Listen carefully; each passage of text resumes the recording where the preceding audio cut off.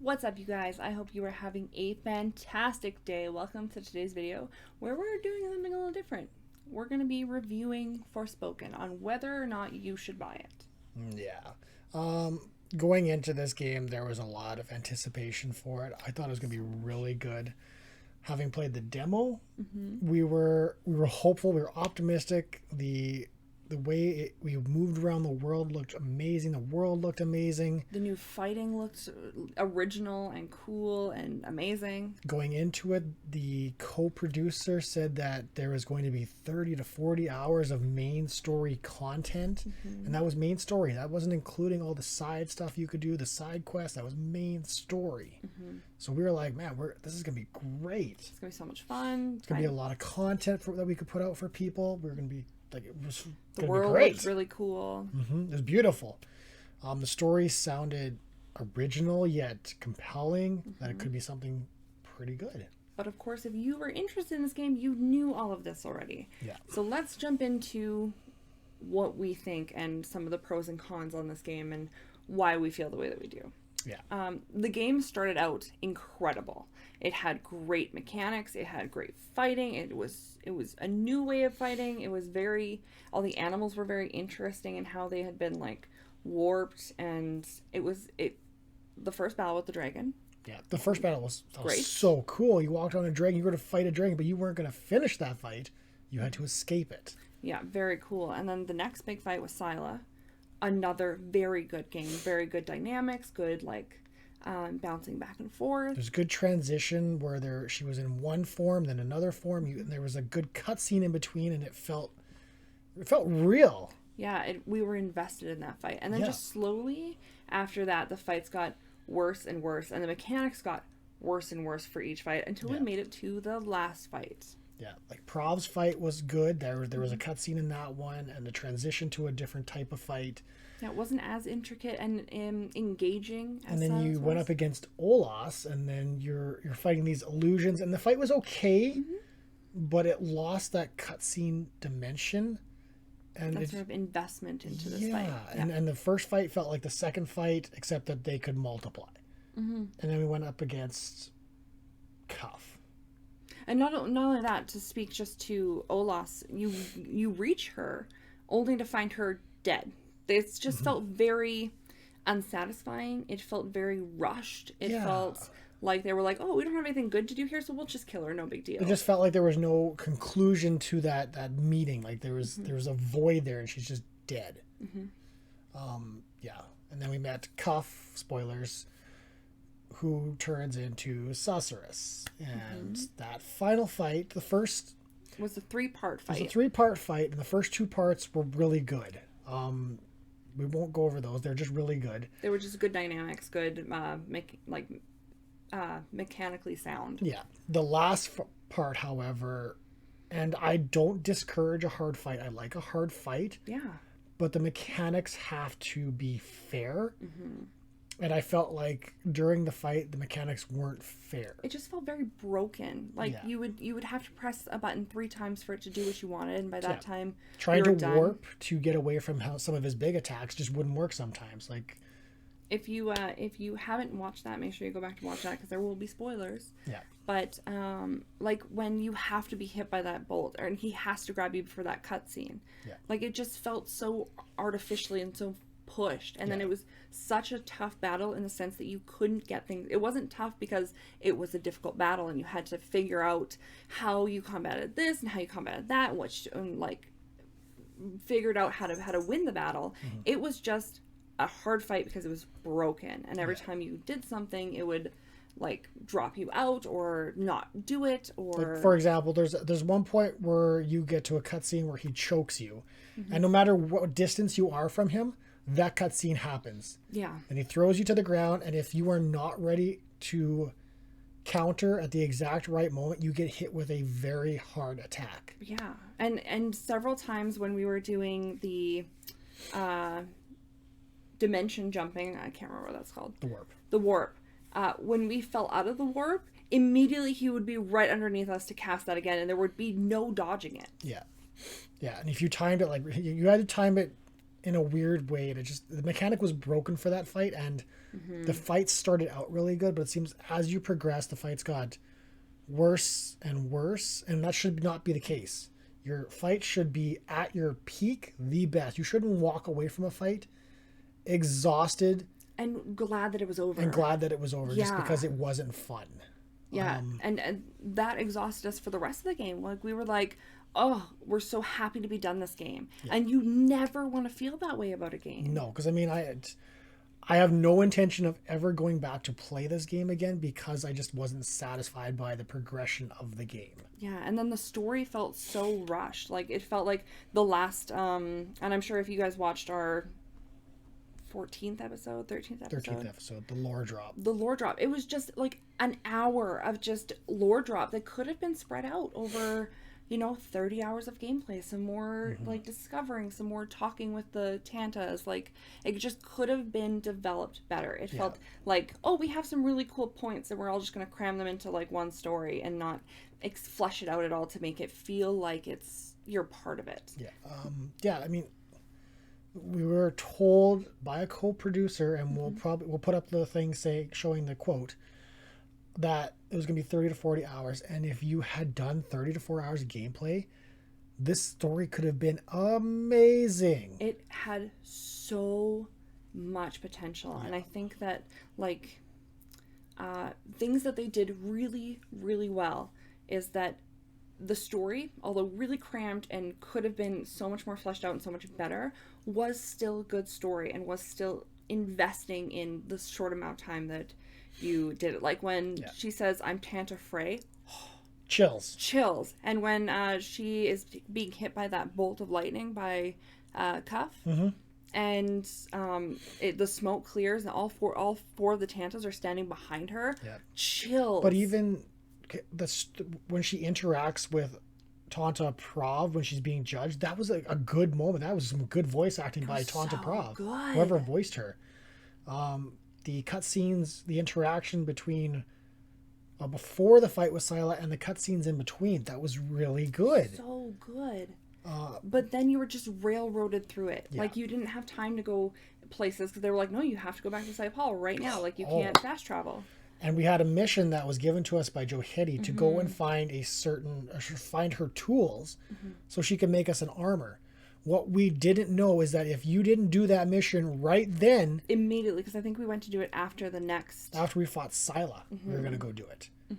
But we got... The mission gets blocked out. You no longer get to do it. Yeah, it was just like... And that's really... They were like, oh, there's so many side missions to do. But, like, they're all really...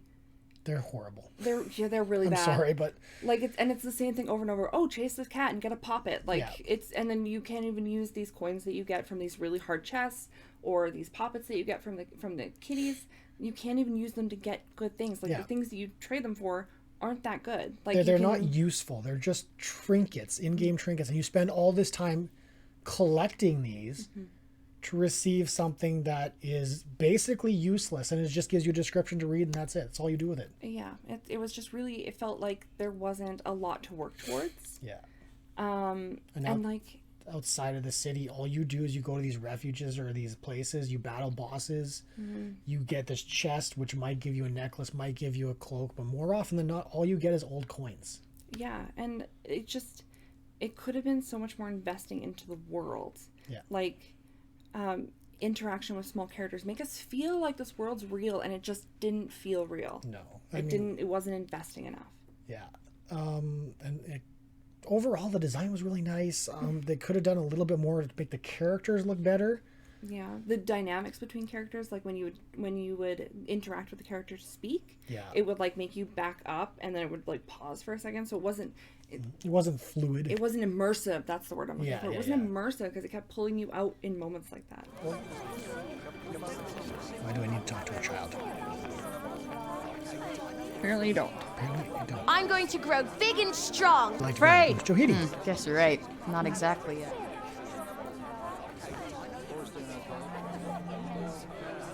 Whoa. Yes. What's the matter, Joe? Or you to spend like time where there's this awkward silence between talking, which is really weird. And like, I'm not sure how a lot of this past editing or testing, because it's really obvious. It's really obvious, yeah. Yeah, I mean, the development of the enemies was really cool. I think there could have been a larger variety, maybe for each area should have been different. And we also, as another note, we got the deluxe edition because it had said early access. And then it wasn't released until, like, it was very confusing on what early access was, because we were like, oh, early access for the game. We'll get it, like, 48 hours ahead of time. Yeah. No, it was early access for the DLC that's going to be coming out. Yeah. And that just was not clear enough. Yeah, which is disappointing because I'm not really as interested in the DLC now. I don't. No, I have no interest to play the DLC. Yeah. If you guys want to see it, we'll play it for you guys. Let us know. We'll probably put it out there just because, but it was so upsetting, the end of the game, that, like, I just want to be done with the game, and that just should never be the case. yeah. And another thing too is, like, that we had a mention of Frey's father and him being hero and whatnot, and this might not matter to a lot of people, but it sounded like something important that was never covered again. It was, he's a hero, you would love him, that's it. Yeah, it just felt like details were missing. Like, they were Why like, did she go to New York?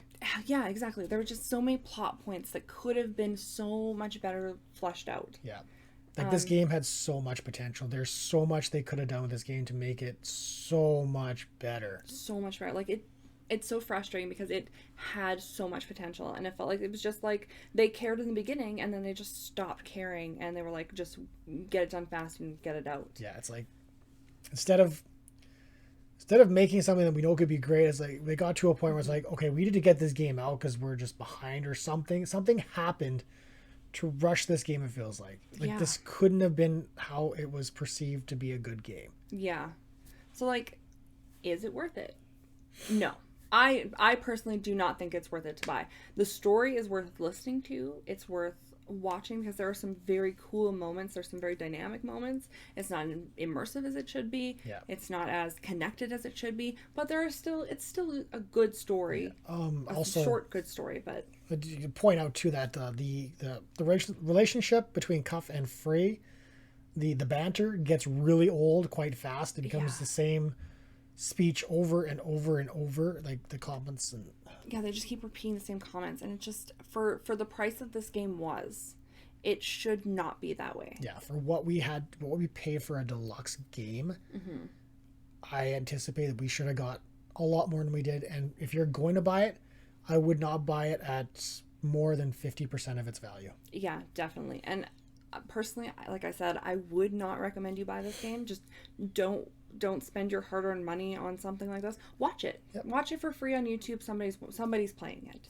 And unfortunate for us too is we had pointed out that somebody enjoyed us doing the side quests in this game, but there's not enough side quests for us to do. They were just there just were not side quests. Like, Yeah. there were like, oh, chase this kitty around, get a puppet. Oh, let this village boy show you around for like 10 minutes. And like, the one side quest we had, we got blocked from us doing because we didn't do it right then without warning that you couldn't do it again. Yeah, and this is a pet peeve of mine for a lot of games. I think that, because they're like, hey, make sure you've done stuff before you move on because we're moving to the next story. But they don't make it really clear on what missions you can't go back to do. Yeah. Witcher did this, Forspoken has done this, and a lot of games have done this. Yeah. Where it's just, you have to do all the missions before you move on to another point. But they should be very clear on what missions you have to accomplish before you can move on to that point. Yeah. What's going to be lost before you move on. Like, this game would say, you're going into a new journey of phrase, make sure that you're ready. But it does not say that you'll lose any side missions you have not done. Yeah. So, but I mean, overall, we still got enjoyment out of the game. Yeah. We hope you enjoyed watching us play it. Yeah. But as far as, is it worth buying at its current price? No. No. If you have the opportunity just to watch it, I would probably recommend that. Yeah. Unless you are invested into trying it out for yourself. But I would not pay more than half price. Yeah, honestly, that final battle is just, that is enough to make it not worth buying. Yeah. Like, to just watch it. That final battle took us...